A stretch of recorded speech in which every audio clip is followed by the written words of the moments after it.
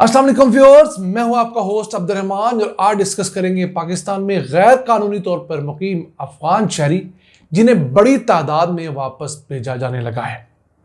10 मई 2024 तक के आदादोशुमार आए हैं कि 5,67,000 अफगान शहरी जो गैर कानूनी तौर पर पाकिस्तान में मुकीम थे उन्हें इन 8 महीनों के दौरान वापस भेज दिया गया है।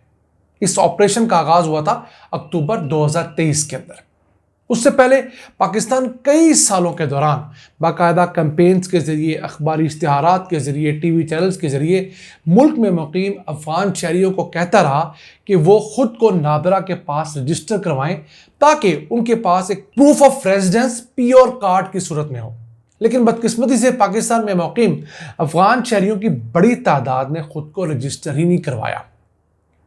जो यूएन का इदारा UNHCR जो तारकीन वतन को डील करता है, उनके मुताबिक पाकिस्तान में 31 लाख अफगान शहरी आबाद थे। हुकूमत पाकिस्तान के नज़दीक ये तादाद 44 लाख थी। अब इनमें से रजिस्टर कितने थे? सिर्फ 13,50,000। अब देखिए, 1/3 30% बमुश्किल जो है वो अफगान शहरी पाकिस्तान में रजिस्टर थे। अभी भी 5 से 15 लाख अफगान शहरी पाकिस्तान में ऐसे हैं जो किसी जगह रजिस्टर नहीं है और उन्हें निकाला जाना बाकी है। यानी कुल में से हम लोग बमुश्किल 20-25% ही वापस भेजने में कामयाब हुए हैं। अभी 75% को वापस भेजना है। इसके अलावा हुकूमत पाकिस्तान ने यह भी इजाज़त दी ऐसे अफगान शहरी जिनके पास अफगानिस्तान का शनाख्ती कार्ड है, वो भी अपने शनाख्ती कार्ड के साथ पाकिस्तान में फिलहाल रह सकते हैं। उनकी तादाद थी 8 लाख।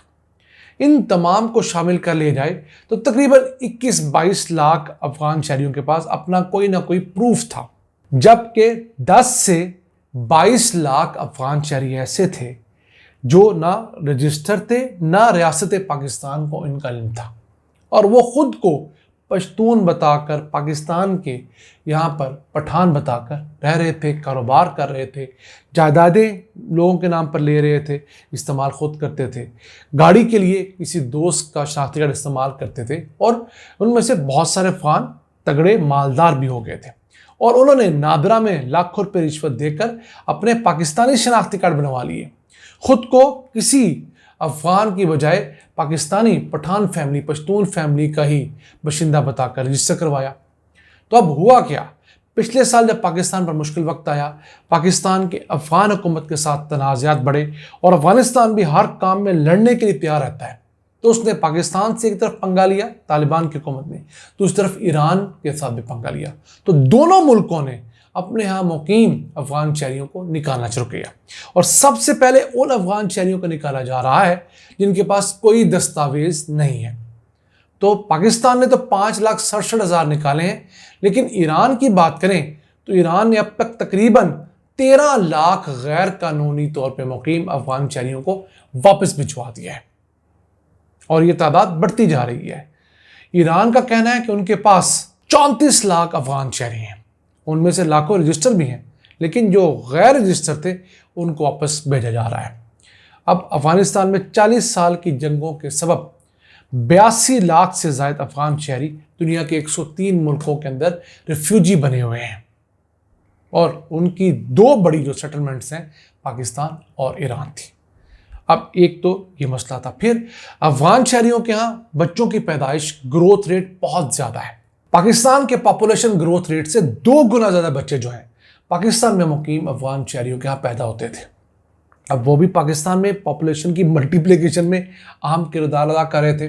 फिर आलमी बरादरी ने हमें इन रिफ्यूजीज़ को रखने की बस कुछ नहीं दिया। एक फिक्र यह है कि पाकिस्तान में ये तमाम अफगान शहरी जो बसते थे, इस पर हुकूमत पाकिस्तान, रियासत पाकिस्तान ने तकरीबन $413 बिलियन खर्च किए हैं पिछले 40 सालों में और हमें इंटरनेशनल बरादरी से कितनी एड मिली है? $4.55 करोड़। यानी जितने पैसे हमने खर्च किए उसका बमुश्किल 10% हमें एड की सूरत में मिला है। और दुनिया में सबसे ज़्यादा बगले बजाने वाला, फ़ख्र से शोर मचाने वाला अमेरिका, जिसके सबब ये सारी जंगें हुई, उसने पाकिस्तान को अब तक कितनी एड दी है? अब ज़रा अज्यूम कीजिए, सिर्फ 62 अरब रुपए 20 सालों के अंदर। 2002 से लेकर 2022 तक उसने 62 अरब रुपए टोटल हमें दिए हैं।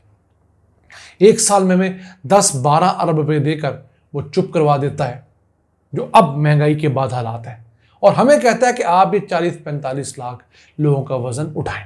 अब हमारी मईशत इन लोगों का वजन उठाने के काबिल नहीं।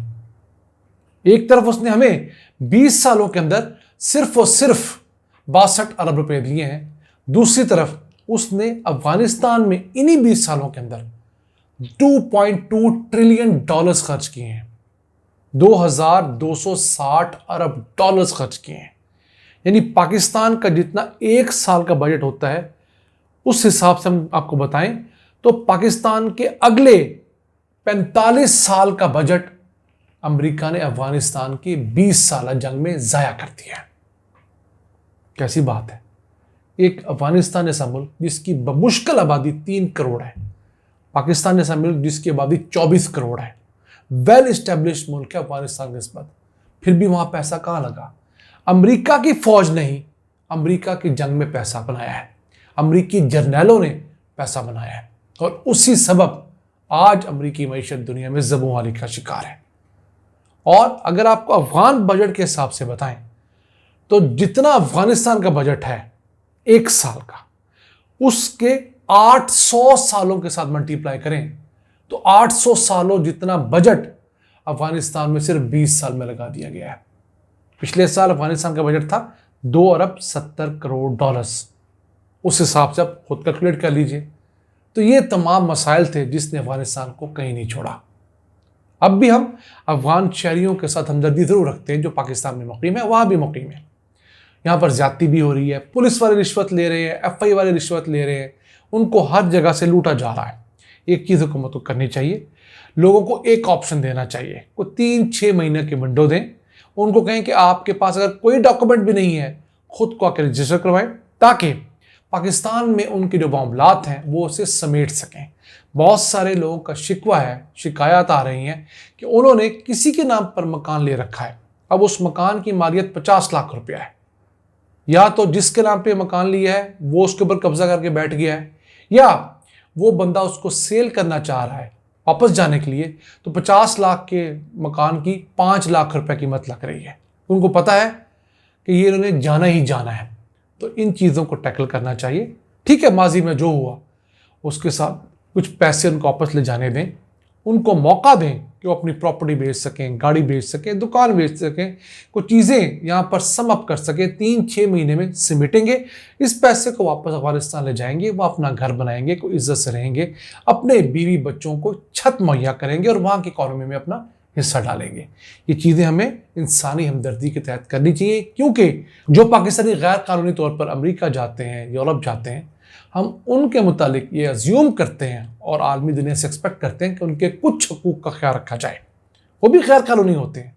तो अगर हम पाकिस्तान से जाने वाले गैर कानूनी तारकीन वतन के हकूक़ का ख्याल रखने के लिए चीखते हैं, तो हमारे यहाँ जो लोग मजबूरी में मुकीम हैं उनका भी ख्याल रखना चाहिए। नाज़रीन, ये था आज का एपिसोड। अपने मेज़बान अब्दुर्रहमान को इजाज़त दीजिए। अल्लाह ने के बाद।